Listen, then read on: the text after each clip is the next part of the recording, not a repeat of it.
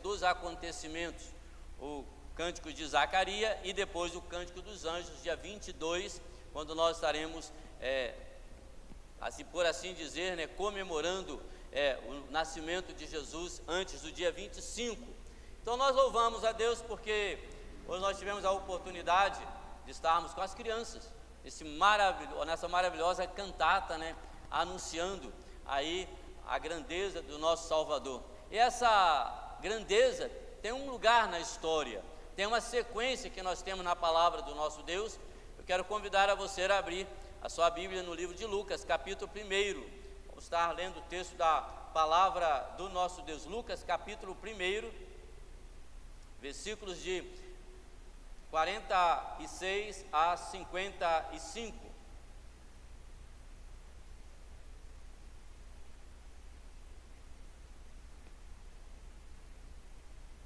Lucas, capítulo 1, versículos de 46 a 55.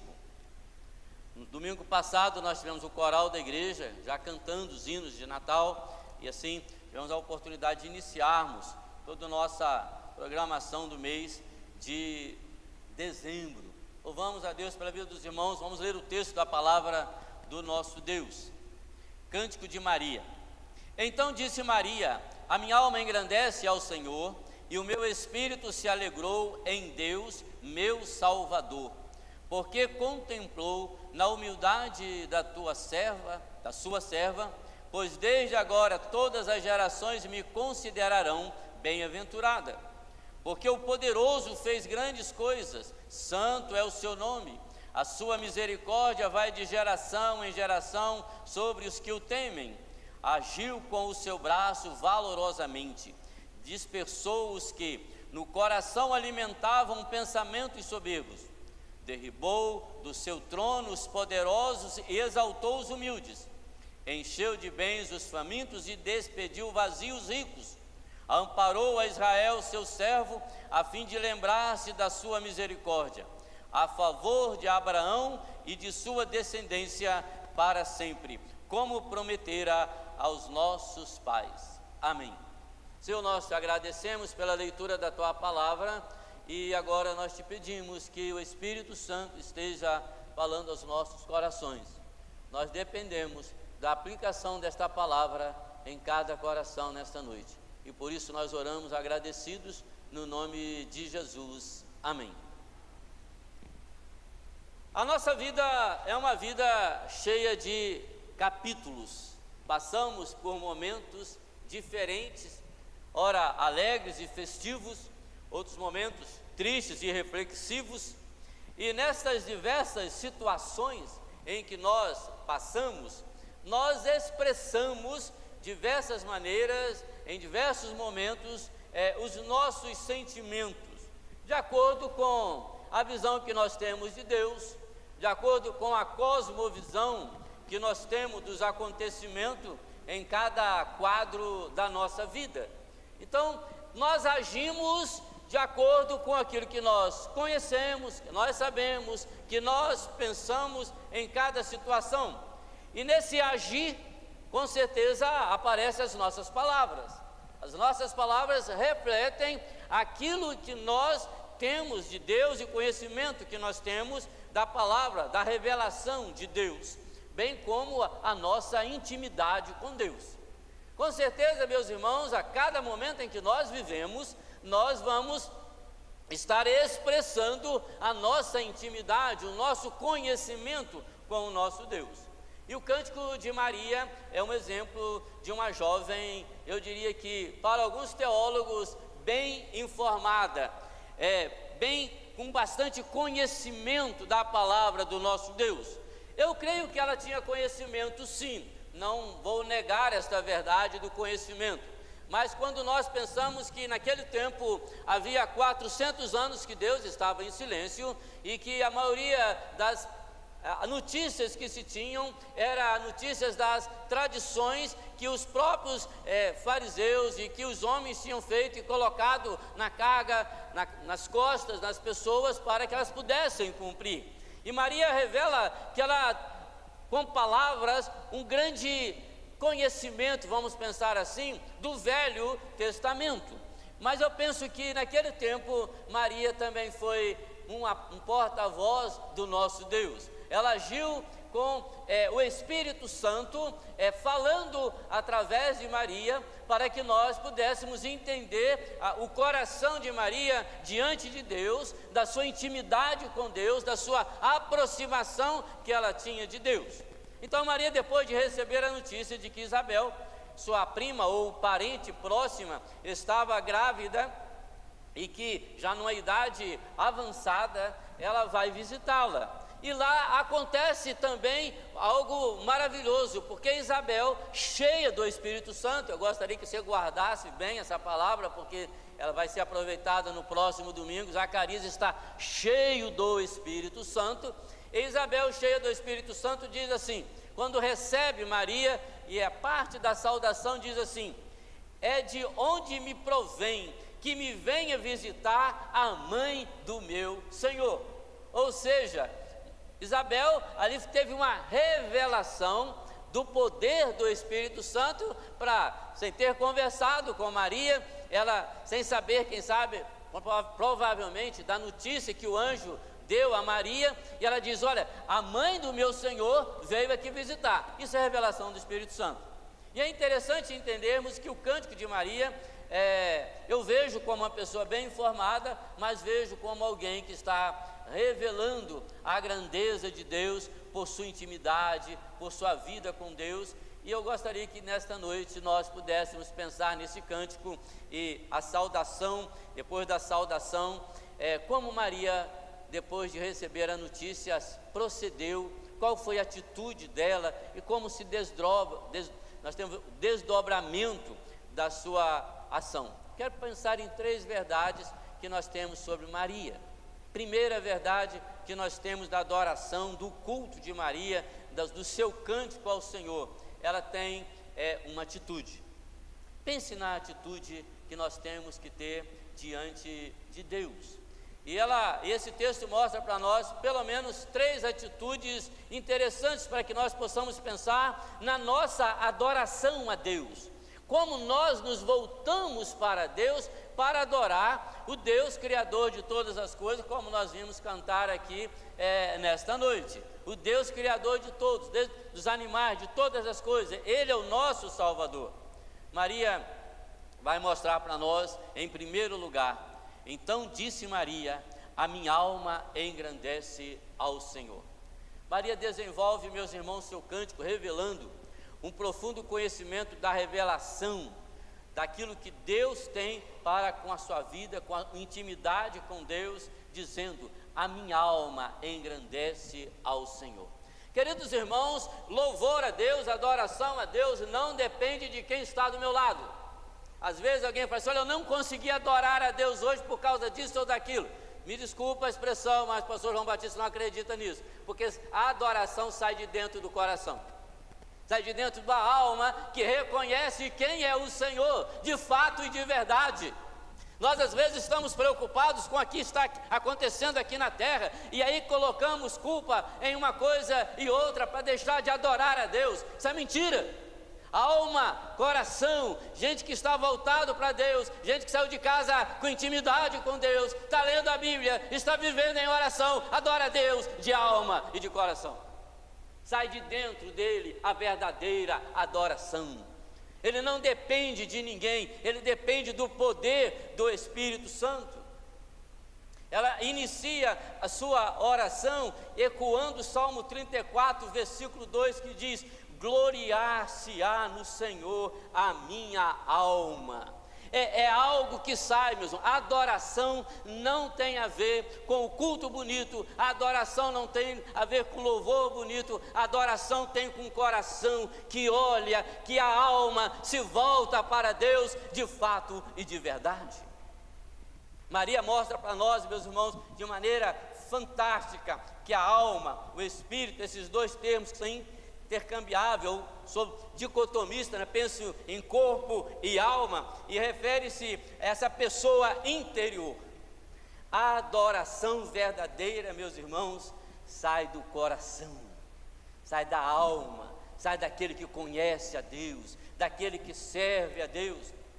É por isso que Jesus Cristo vai dizer, diz em João 4:24, Deus é Espírito, importa que os seus adoradores o adorem em Espírito e em verdade. Envolve todo o nosso ser, meus irmãos, a adoração a Deus, mente, emoção, vontade.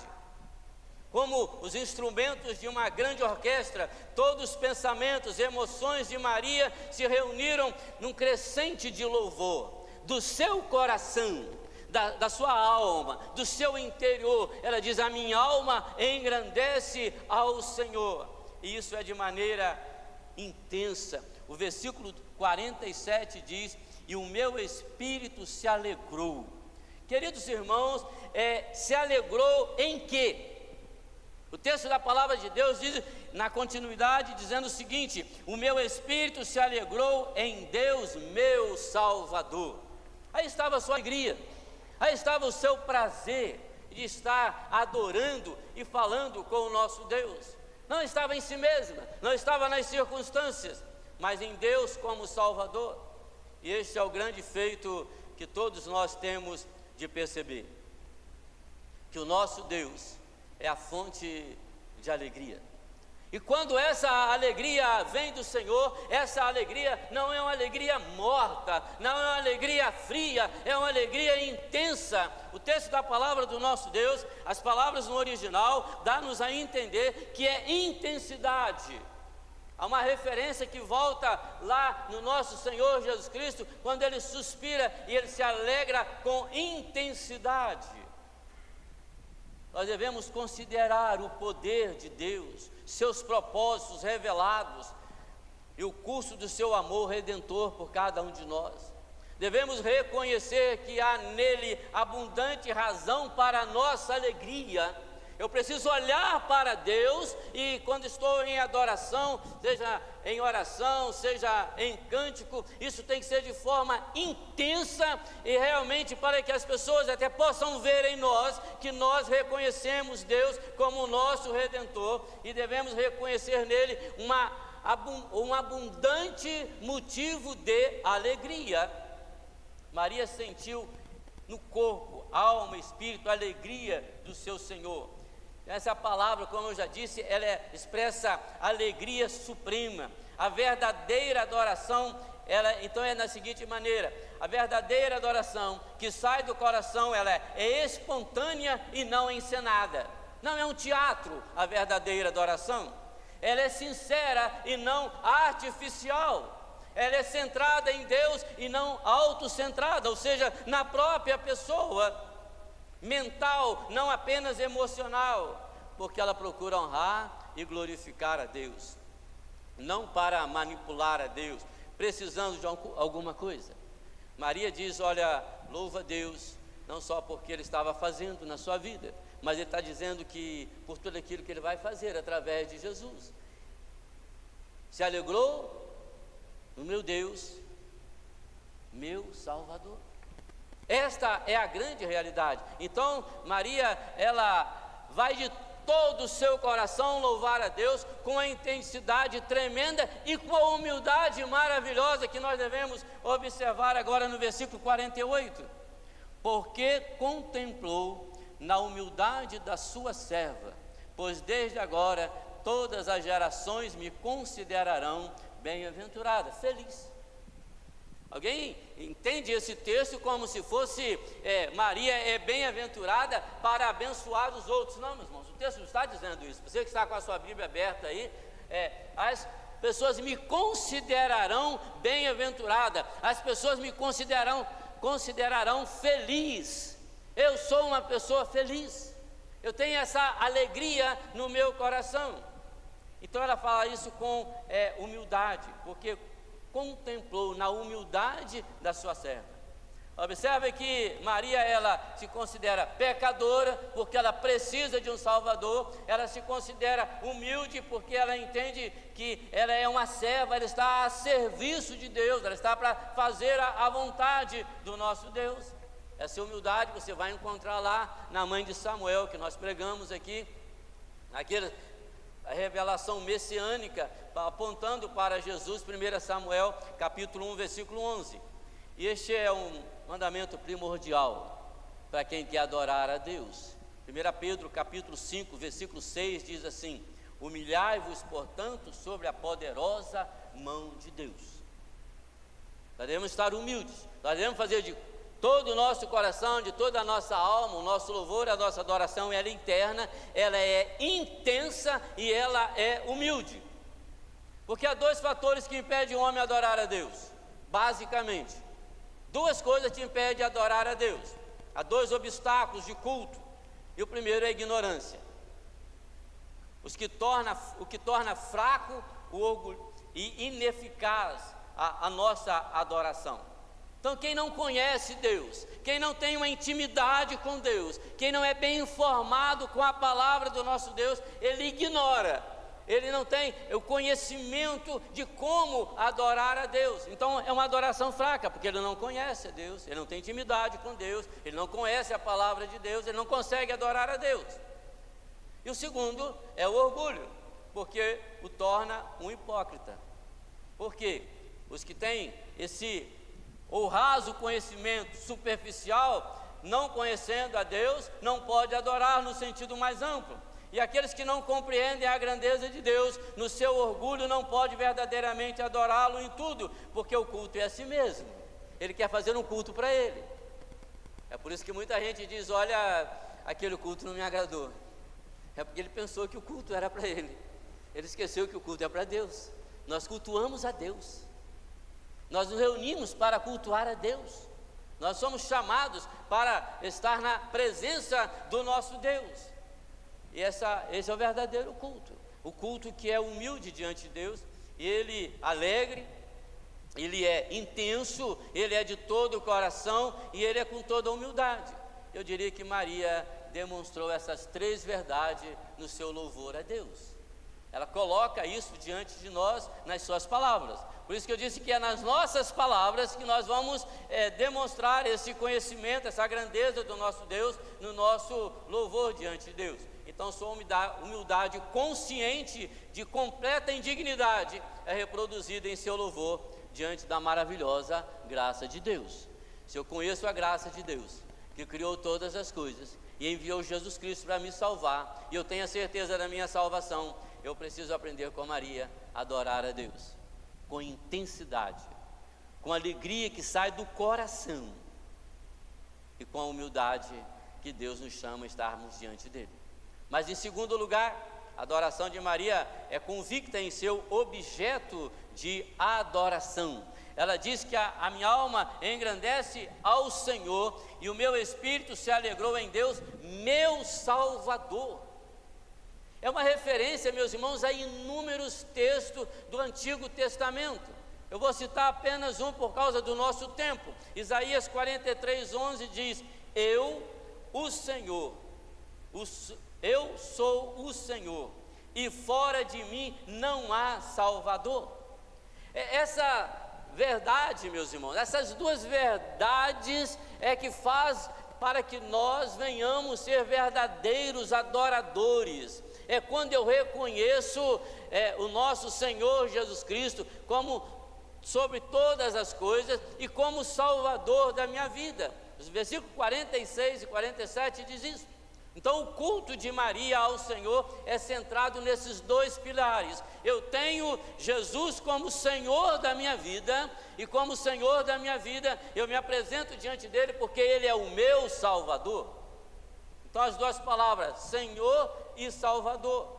E esse é o tema central do culto cristão. A realidade de que Deus é Senhor da nossa vida. Eu diria que só apresenta culto a Deus verdadeiro, uma verdadeira adoração a Deus, quando há entendimento de que o Senhor está dirigindo a minha vida. A minha vida está sendo dirigida pelo Senhor de todas as coisas, porque Ele é o meu Salvador. Esse Salvador que perdoa os nossos pecados, nos livra do julgamento eterno. Se assim não fosse, meus irmãos, seria impossível adorá-lo. Tão impossível quanto será para alguém, ou é para alguém adorar a Deus no inferno. Lá Jesus ninguém crê ou tem Jesus como Senhor e Salvador da sua vida. E Maria sabia que a vinda do Messias, o ponto alto da revelação, da redenção de Deus, do Filho de Deus, iria salvar o seu povo dos seus pecados, como diz Mateus capítulo 1, versículo 21. Pois o propósito para a sua vinda foi, Jesus Cristo diz em Lucas 19, 10, para buscar e salvar o que estava perdido.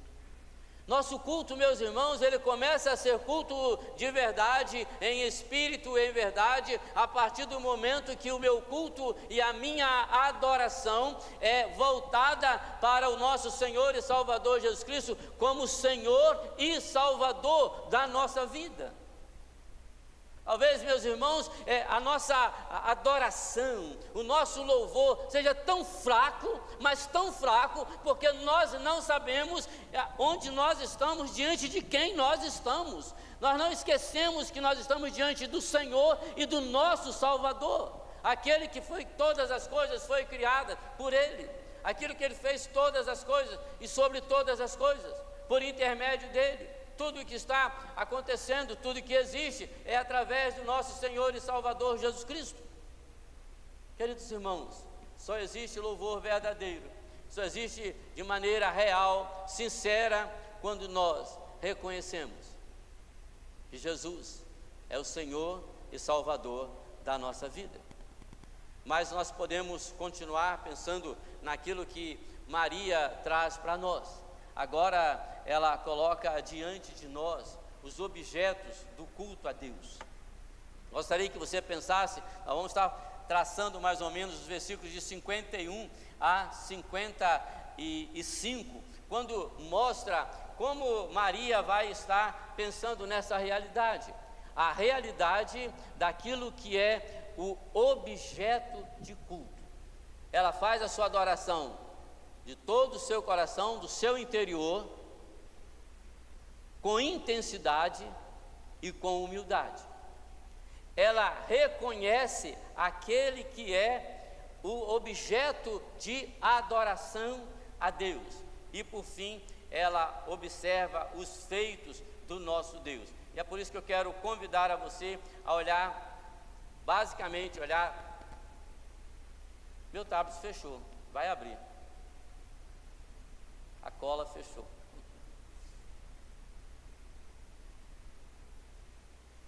Os versículos 51 a 55 vai mostrar para nós, meus irmãos, o que é o motivo de louvor de Maria e por que ela está adorando a Deus. Versículo 51: agiu com o seu braço valorosamente, dispersou os que no coração alimentavam pensamentos soberbos. Meus irmãos, nós precisamos pensar claramente naquilo que Deus faz, naquilo que Deus está fazendo e naquilo que Deus fez na vida do povo de Israel, para que Maria estivesse dizendo exatamente isso em que nós estamos vendo aqui nesse momento. Vamos pensar exatamente na palavra do nosso Deus, que diz desta verdade sobre o que Deus agiu. Lembra de como Deus agiu para o povo de Israel quando ele estava lá no Egito? Como Deus teve a sua graça e na sua misericórdia, Ele vem trabalhando para libertar o seu povo, para trazer o seu povo de volta. E o culto judaico, meus irmãos, tinha um centro. E qual era o centro do culto judaico? Se os irmãos lerem o livro dos Salmos, os irmãos vão perceber de uma maneira fantástica como eles lembravam dos feitos de Deus, o que Deus havia feito para o povo de Israel. E nós precisamos pensar nessa verdade. Ele que agiu valorosamente. É Ele, no versículo 52, derribou do seu trono os poderes e exaltou os humildes. Versículo 53, encheu de bens os famintos e despediu vazio os ricos. Versículo 54, amparou a Israel, seu servo, a fim de lembrar-se da sua misericórdia. Meus irmãos, é necessário que nós possamos entender essa misericórdia do nosso Deus sobre todas as coisas. É por isso que lá no livro de Apocalipse nós vamos entender que todos os povos de todas as nações estarão adorando a Deus por causa da sua misericórdia sobre o povo de Israel. É quando eu olho para o objeto do culto, quando eu olho para aquilo que Deus realiza na vida da igreja, que faz com que eu venha estar na presença do nosso Deus. E por que eu preciso pensar nisso, meus irmãos? Porque todos nós, tanto do Velho Testamento quanto do Novo Testamento, nós experimentamos a misericórdia do nosso Deus. Nosso Deus é um Deus de misericórdia.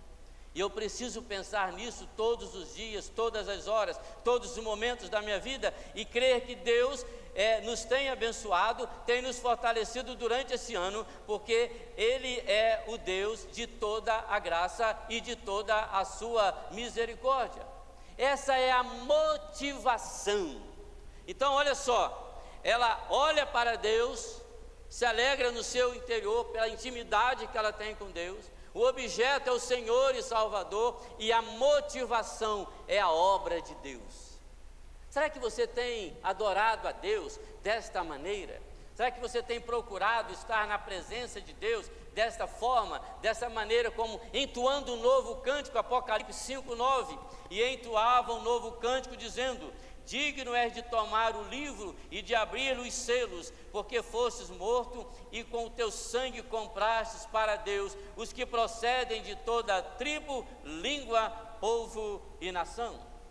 É o resultado do Salmo 103, versículo 17. Mas a misericórdia do Senhor é de eternidade em eternidade sobre os que o temem, e a sua justiça sobre os filhos dos filhos. Meus irmãos, não existe motivo para alguém deixar de adorar a Deus. E do seu coração, com toda a intensidade, com toda a humildade, olhando somente para o Senhor e Salvador. Você não precisa de outro motivo para você adorar a Deus, para você estar na presença de Deus. Você tem o Senhor e Salvador da sua vida. E agora você olha para os feitos de Deus, a sua graça o alcançou, e você entende que Jesus Cristo é Senhor e Salvador da sua vida. Essas declarações, meus irmãos, dos relatos de Deus, constituem então, como eu vou repetir, o culto. Mas o seu culto pode ser aquilo que Deus tem feito por sua vida, aquilo que Deus tem realizado na sua vida. A parte central da adoração, quando nós olhamos a aliança feita com os patriarcas, quando ela diz no versículo 55, a favor de Abraão e de sua descendência para sempre, como prometera a nossos pais. É a promessa, é o Egito, é o êxodo, é a posse da terra, é o cuidado de Deus constante para o seu povo e para com a sua igreja nos dias que nós estamos vivendo. Eu quero então fazer uma pequena reflexão sobre essa questão da oração e da história redentora, como a consequência da aliança, aquela que falou. Deus prometeu lá, eu sempre tenho voltado lá em Gênesis 3,15, onde Deus promete aquele que vai trazer a salvação, depois chama Abraão, forma a sua descendência, e dessa descendência vem a salvação através de Jesus Cristo. A salvação que é na aliança prometida e agora realizada. A nova aliança. Qual é a nova aliança? Jeremias fala de maneira fantástica sobre a nova aliança. Jeremias 31:31. Eis aí vem dias, diz o Senhor, em que firmarei nova aliança com a casa de Israel e com a casa de Judá. Realizado essa nova aliança pela própria morte daquele que ela carregava no ventre ainda. Maria carregava Jesus, ele ainda ia nascer, mas ela vai, aos poucos, ela vai descobrindo que Ele é o Salvador, ela vai entendendo que Ele é o Salvador, ela vai declarando isso, e as profecias vão mostrando isso, e as coisas vão acontecer dessa maneira. Jesus Cristo vai morrer, mas Maria disse que é feliz.